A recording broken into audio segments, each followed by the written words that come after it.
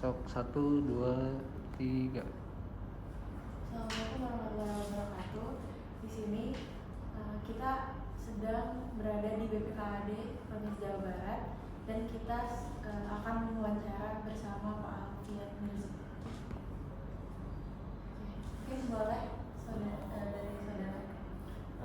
Aku mau bertanya Pak tentang apa sih dokumen yang dibutuhkan untuk mengajukan pemindah tanganan?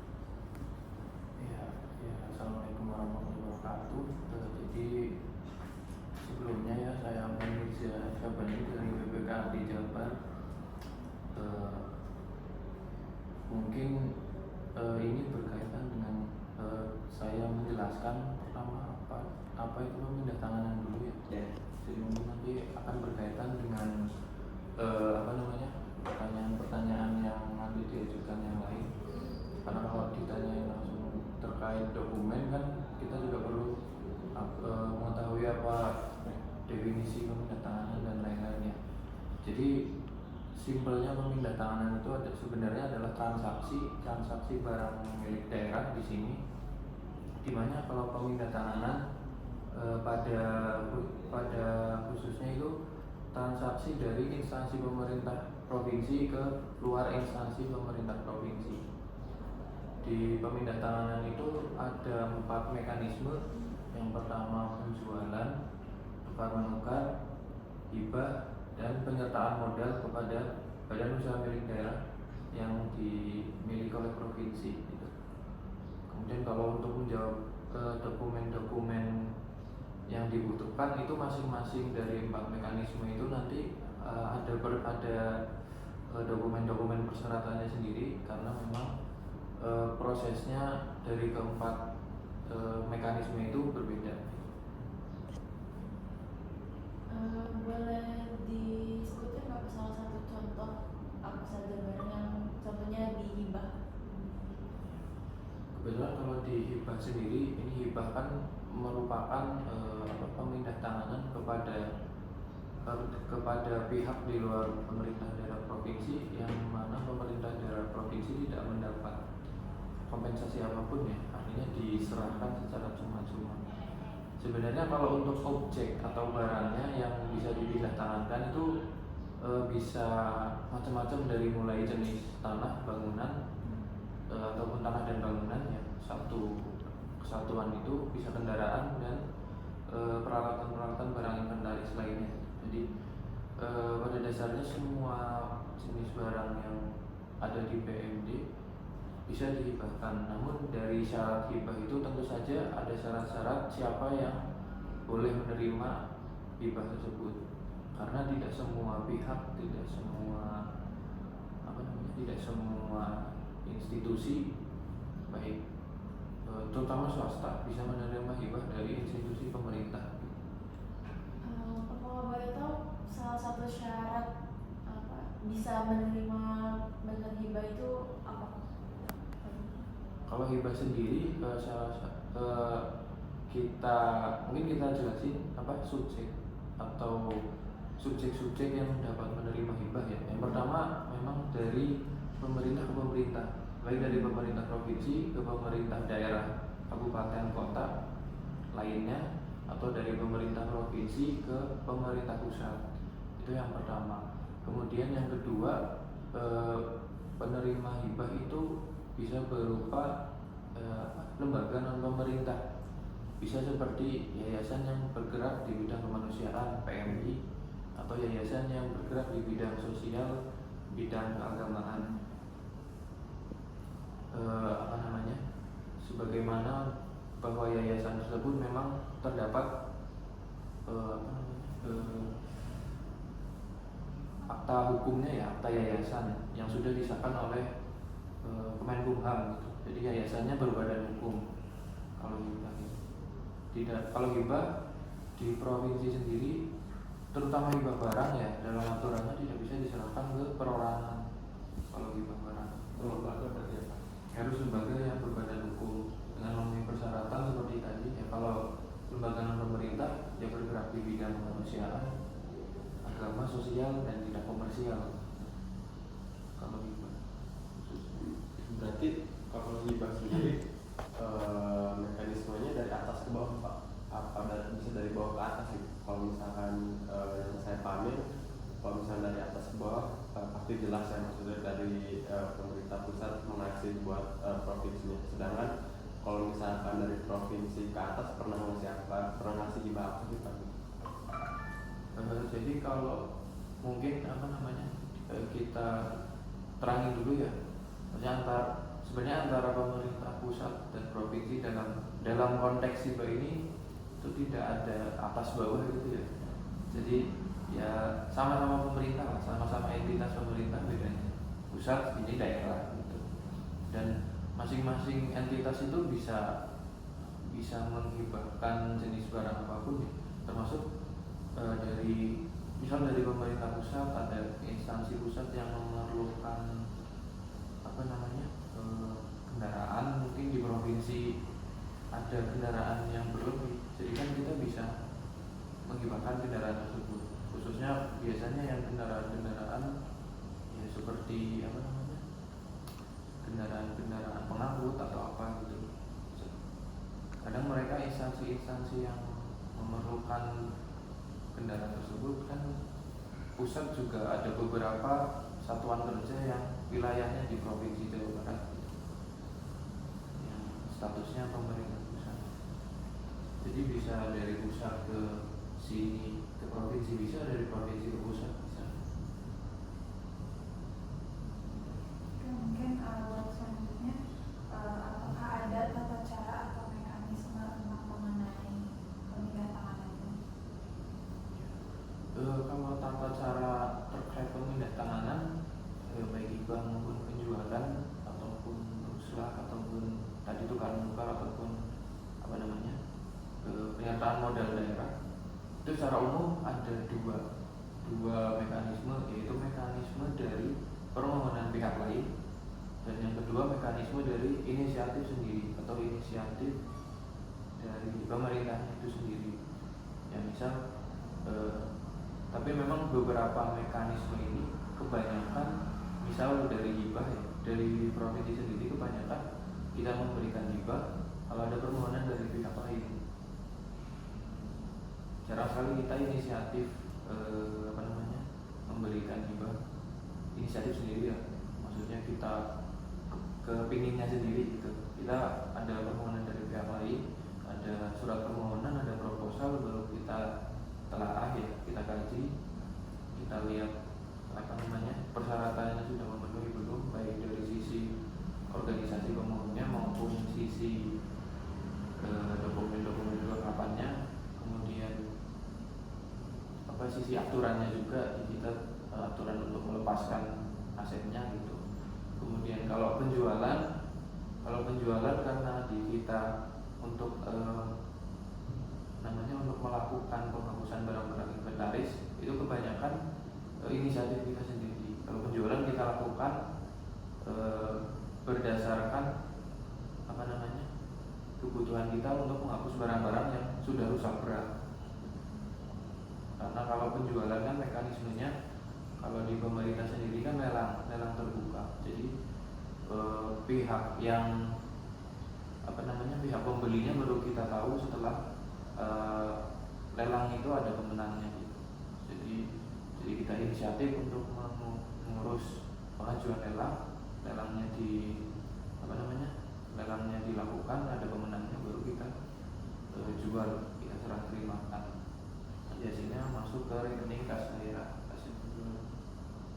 Kalau tukar menukar juga sama seperti hibah, permohonan. Ketika ada permohonan ruslah saling tukar gitu, itu baru kita memproses tukar menukar.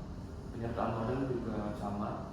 Ketika ada BUMD yang memang badan usaha milik daerah yang memang menginginkan penambahan modal dari aset, kan penambahan modal bisa dari uang ya, dari APBD, uangnya disertakan karena modal dalam bentuk uang, dan ini kan dalam bentuk aset. Ketika ada permohonan dari badan usaha yang meminta hal tersebut, ya baru kami urus. Jadi mekanismenya ada dua tadi secara umum ya.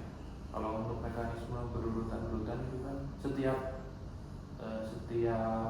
bentuk pemindah tangan kan beda-beda.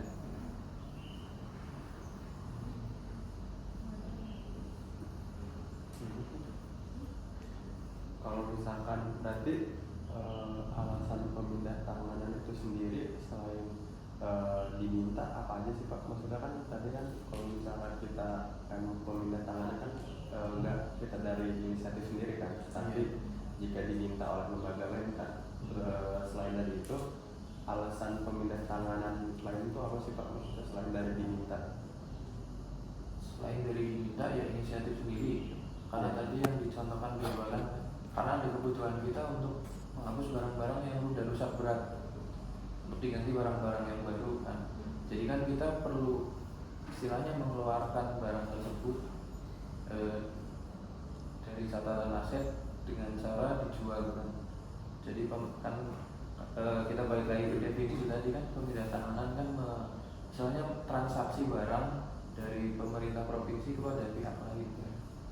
Jadi kalau dari inisiatif sendiri kebanyakan memang yang terkait penjualan, karena memang itu kebutuhan kita untuk merapikan barang-barang yang sudah rusak berat dijual dan nantinya dapat pendapatan daerah yang masuk ke rekening kas daerah, rekening provinsi.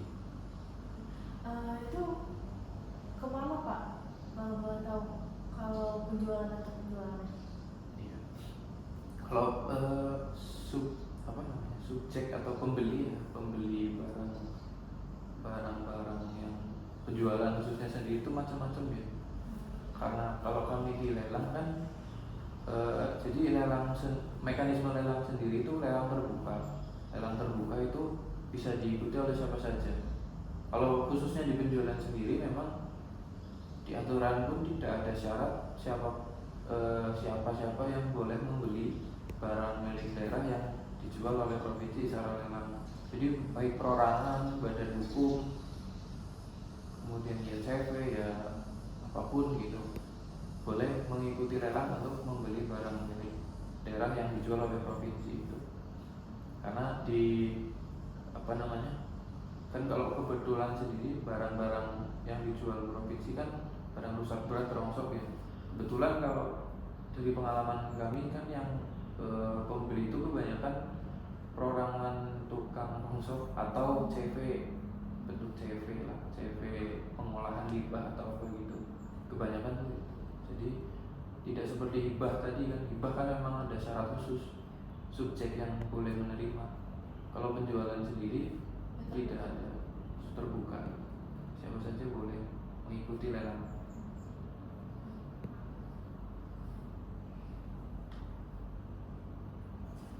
Kalau misalkan untuk waktu pemindah tanganan itu kayak ada waktu-waktu tertentu nggak?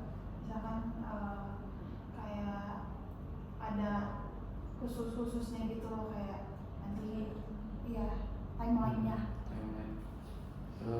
Untuk pemindah tanganan sendiri sebenarnya tidak ada timeline khusus ya, karena memang yang selain penjualan tadi, memang kalau yang selain penjualan memang tergantung dari usulan ya, ada usulan atau tidak.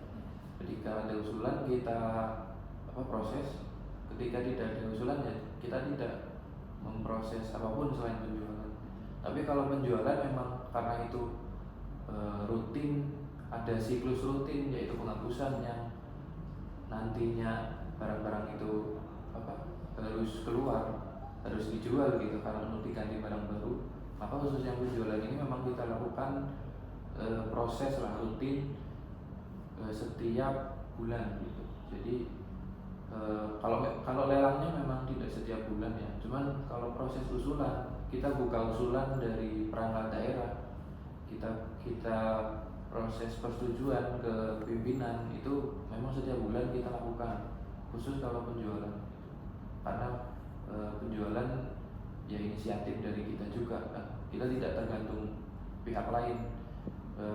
Kapanpun barang-barang itu sudah diinventarisir, siap, sudah dikumpulkan data-datanya, sudah cek fisiknya, kemudian harganya sudah ditaksir lah, harga barang bekas itu, nah itu bisa diusulkan untuk persetujuan dulu sebelum dilelang. persetujuan keluar baru nanti dilelang gitu. Jadi pelaksanaan khusus penjualan bisa dilaksanakan sepanjang tahun. Tapi yang selain itu kita laksanakan menurut permohonan yang ada. Berarti kalau misalnya tiap bulan itu baru pengajuannya aja Pak? Pengajuan penjualannya aja Atau langsung diproses penjualan per tiap bulannya? Iya, kalau yang penjualan kalau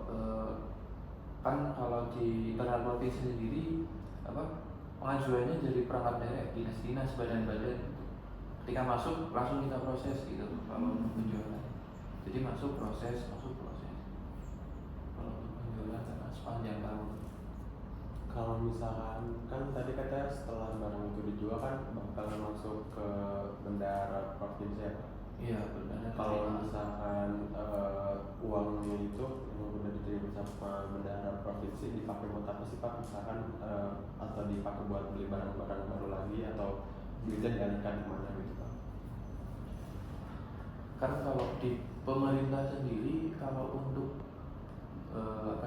ini mungkin ada di luar konteks ini ya. Ini terkait penganggaran.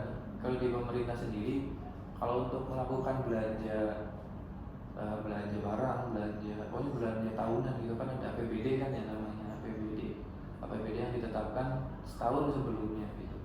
Jadi kalau untuk uang yang masuk itu kan nanti masuk ke rekening daerah, itu nanti dicatat sebagai pendapatan asli PAD lain-lain yang sah gitu, pendapatan asli daerah lain-lain yang sah.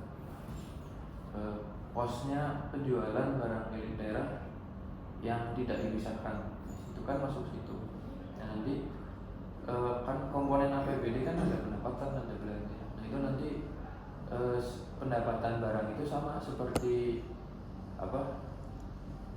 pajak kan kalau neraca belanja kan harus balance antara pendapatan dan pengeluaran ya. Itu sama nanti dikumpulin untuk sama dengan pendapatan lainnya untuk belanja tahun bersangkutan. Pendapatan pajak, pendapatan retribusi, pendapatan apa? Termasuk ya pendapatan penjualan itu. Jadi kan masuknya ke rekening dulu, istilahnya nggak bisa masuk ke institusi langsung dibelanjakan itu. Bisa masuk 100 juta langsung dibelanjakan 100 juta itu nggak bisa, karena ya belanja juga harus melalui mekanisme APBD, tidak bisa langsung masuk terus dibelanjakan keluar kalau melalui mekanisme penganggaran. Dan ya kalau di pemerintah ya memang seperti itu, tidak ada mekanisme lain karena masuknya sebagai pendapatan. Kan mungkin ada kayak stakeholder yang terkait dalam pemindah tangan, itu biasanya pihak mana aja yang terlibat? Ya, kalau untuk pemindah tanganan sendiri kita bagi ke yang empat yang tadi 4 jenis pemindah tanganan ya, kita mulai satu-satu.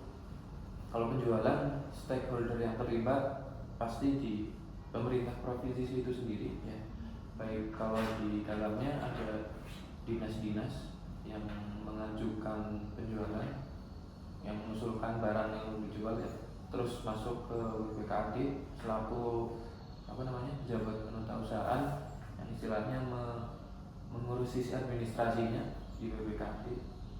Kemudian pimpinan baik sekretaris daerah maupun gubernur selaku pimpinan yang menyetujui gitu. Kemudian setelah disetujui, lelangnya kita mohonkan ke kantor KPKNL, Kantor Pelayanan Kekayaan Negara dan Lelang. Itu di bawah Direktorat Jenderal Kekayaan Negara Kementerian Keuangan.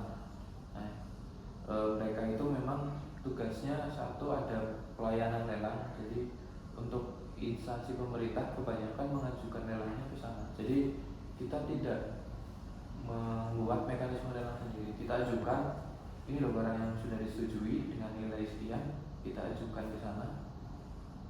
Mereka yang melakukan mekanisme lelang. Kemudian setelah lelang selesai ada pemenangnya. Nanti mereka serahkan ke kita, ini pemenangnya, ini nilai yang ditawar gitu, baru kita jual kita serah terimakan. Jadi stakeholder, kalau penjualan stakeholder yang terlibat ya, dinas, BPKB, KPKNL, kemudian pembeli yang menang lelang tadi, ada sekitar 4 gitu. Yang kelima terkait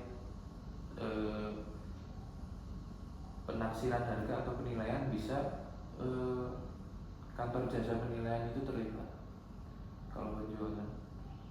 Berarti ya minimal ada 4 yang terlibat atau maksimal bisa 5 atau yang terlibat gitu, stakeholder.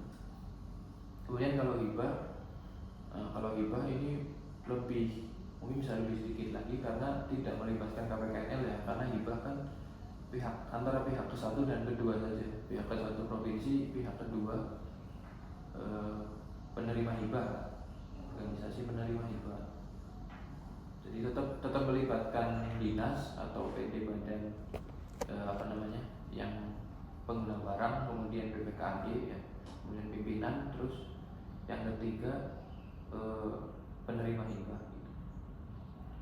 Ruslan juga sama, Ruslan juga pihak ke-1 dan kedua, plus juga kalau Ruslan kita karena Ruslan atau tukar menukar itu dilihatnya dari kesamaan nilai ya, jadi yang ditukar harus sama nilainya dengan yang kita lepas ya. Yang kita terima harus sama dengan yang kita lepas. Stakeholdernya yang terlibat juga ada penilaian KJPP, kantor jasa penilai publik, untuk memberikan opini nilai dari barang yang nanti ditukarkan ya. Kemudian yang keempat, penyertaan modal. Stakeholder yang terlibat, kalau penyertaan modal di sini stakeholder provinsi selain eksekutif juga ada legislatif, DPRD. Kalau penyertaan modal baik barang maupun uang, kalau uang kan perlu ada namanya perda ya, peraturan daerah penyertaan modal. Jadi DPRD terlibat sebagai legislatif. Kemudian BUMD yang menerima penyertaan modal. Nah, itu. Jadi stakeholdernya yang terlibat. Berarti dari banyaknya pihak yang masuk itu nggak semuanya bisa dapat lelang ya, karena kan tadi diambil dari satu pemenang doang kan. Iya, pemenang yang nawarnya paling tinggi. Lelang. Jadi kalau lelang penjualan beda dengan lelang pengadaan ya. Kalau pengadaan kan yang bisa menawar seefisien mungkin gitu. Kalau lelang penjualan yang menawar setinggi mungkin, yang bisa menang. Kalau untuk hibah tadi kan itu ada penerima sama penerima hibah ya Pak, untuk stakeholdernya. Nah, tetapi apakah ada penyaringan terlebih dahulu? Misalnya kayak ada pengajuan permohonan, terus dari pengajuan permohonan itu disaring terlebih dahulu, apakah institusi ini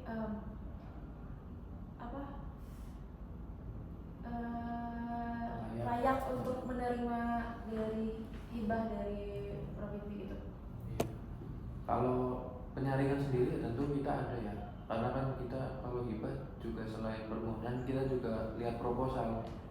Nah, proposal di situ kan harus menyertakan juga ya apakah organisasi tersebut itu sudah berbadan hukum, kemudian bergerak di bidang apa, kemudian kalau dari aturan sendiri tidak boleh komersil kan. Nah, itu jadi penyaringnya itu dari situ. Di aturan juga sudah ada ketentuan-ketentuan subjek yang boleh menerima hibah gitu. Jadi disaring nanti ketika sudah ada dokumen pengajuannya ya, dari sini ada semacam telaah atau penelitian terkait untuk dokumen-dokumen itu, organisasinya bisa atau tidak. Kalau misalkan di hibah sendiri itu ada spesifikasinya nggak sih Pak? Maksudnya kayak dalam setahu saya kalau misalnya di lelang kan kita tidak boleh menyebutkan mereknya Pak. Apakah di hibah juga sama kayak gitu Pak? Spesifikasi Kayak kriterianya Pak, apa aja sih yang boleh dan tidak boleh dilakukan saat hibah itu apa aja gitu Pak? Kalau spesifikasi sih nggak ada ya, maksudnya untuk barangnya sendiri bisa dalam bentuk apapun gitu. Karena kalau hibah ini lebih ke apa namanya, titik titik krusialnya kan di siapa yang menerimanya gitu. Karena yang boleh menerima dibatasi oleh aturan gitu. Jadi kalau di aturan sendiri lebih ke siapa yang boleh menerima gitu. Kalau barangnya sendiri boleh apa aja boleh dihibahkan kalau barang, baik tanah maupun bangunan atau kendaraan gitu. Biasanya kalau misalkan suatu tanah dihibahin ke lembaga, bakalan dibuat apa dibuat kantor kah atau kayak gimana? Jadi dalam pelaksanaan hibah ini kan nanti kita ada namanya perjanjian hibah.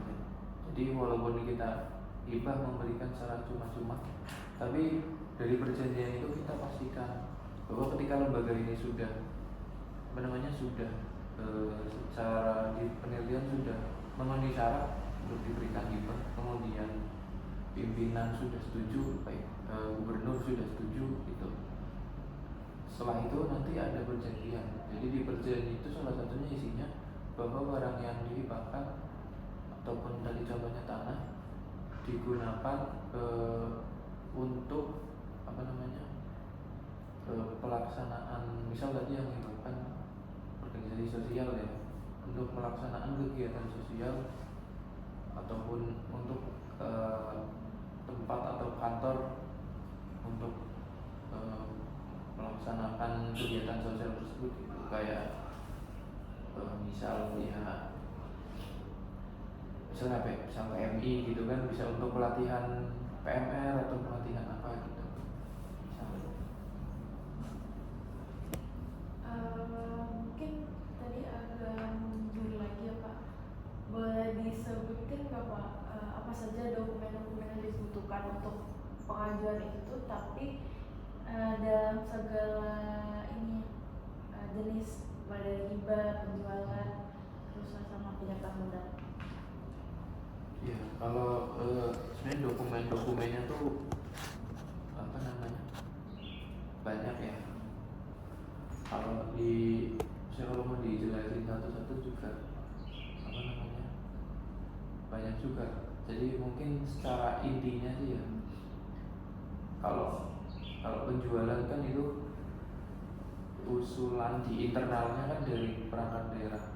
Nah itu di kita sendiri mastiin bahwa perangkat daerah itu sudah menginventarisir. Jadi ada namanya daftar barang inventaris yang apa namanya, inventarisir barang-barang yang ada, yang fisiknya ada dan daftarnya juga secara fisik maupun administratif ya. Kemudian ya ada surat pernyataan dari kepala dinasnya gitu terkait barang-barang tersebut. Kalau untuk penjualan nanti baru masuk ke kita proses penilaiannya, terus kita proses persetujuannya, baru nanti kita kembalikan lagi ke pengguna atau ke dinas untuk mereka yang memohonkan lelang ke kantor lelang. Jadi kalau penjualan memang tidak terlalu banyak syaratnya, karena itu internal sih, dari internal dinas ke ya internal provinsi lah, internal provinsi. Kita harus memastikan secara administratif dan fisiknya itu apa namanya, tertib gitu. Dan kalau hibah memang ini karena yang minta langsung dari pihak luar provinsi ya, pihak luar institusi provinsi, tentunya kan kita apa namanya, membuat syarat yang agak banyak ya, seperti yang proposal harus dilengkapi apa namanya. Sebenarnya mungkin dalam proposal itu cukup satu proposal dan permohonan. Cuman kan dalam proposal juga harus melengkapi kalau organisasi ada ADART, ada SK apa tuh, badan hukum ya, ada pokoknya dan lain-lain. Itu kan dalam satu proposal di Benel itu kan syaratnya udah banyak juga dan bermohonan. Kemudian kalau apa namanya perislah tukar menukar sama permohonan juga, dan kalau di ruslah kita juga minta kajian gitu, dari pemohon kenapa barang tersebut perlu diruslah, atau ya kenapa pihak lain memohon ruslah gitu. Kita juga perlu kajian apakah dari sisi teknis, dari sisi ekonomis, dari sisi yuridis mungkin ada sesuatu yang apa namanya yang memerlukan bahwa itu perlu diruslah atau tidak gitu. Kemudian yang penyertaan modal, kalau penyertaan modal sendiri secara mungkin dari pengalaman saya belum pernah apa namanya sejak saya masuk belum pernah berkecimpung. Cuman kalau penyertaan modal sendiri memang harus ada permohonan dari BUMD Badan Usaha Milik Daerah yang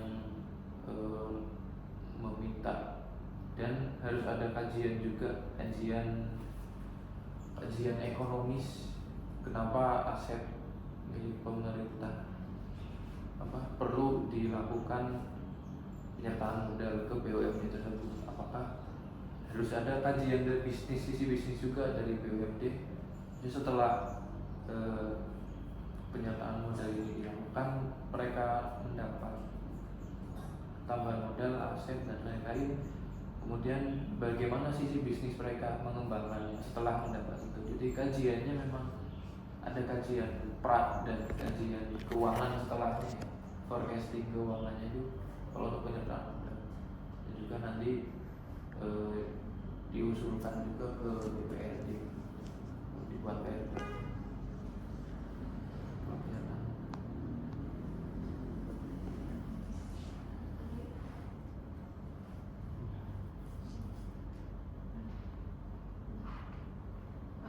Mungkin cukup sekian Pak kalau pertanyaan dari kita. Tadi alhamdulillah udah cukup banyak terjawab juga dari pertanyaan-pertanyaan yang sudah kita siapkan. Mungkin kita ingin berterima kasih sekali lagi kepada Bapak telah menyediakan waktunya untuk menjawab pertanyaan kita dan untuk memenuhi penugasan di perkuliahan kali ini. Terima kasih, mungkin saya akhiri aja. Wassalamualaikum warahmatullahi wabarakatuh. Waalaikumsalam warahmatullahi wabarakatuh. Sip.